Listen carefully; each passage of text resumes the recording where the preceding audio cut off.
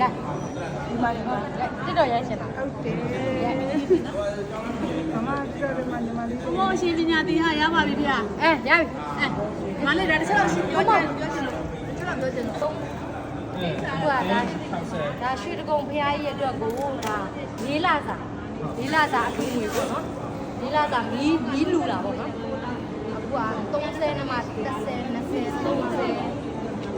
30နဲ့မှအခုကတက်မှာလေးလို့ပြောတာနော်ဟုတ်တယ်နဲ့ဖះကြီးလေး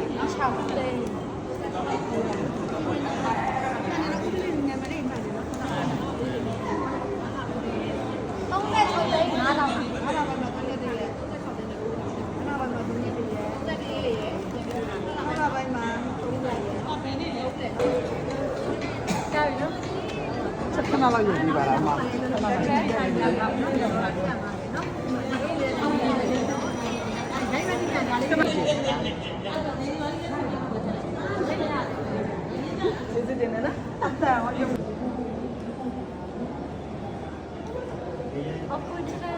လေးသမီးရဲ့အတွက်ဆိုပြီးတော့ပဲအပြတ်ထူလိုက်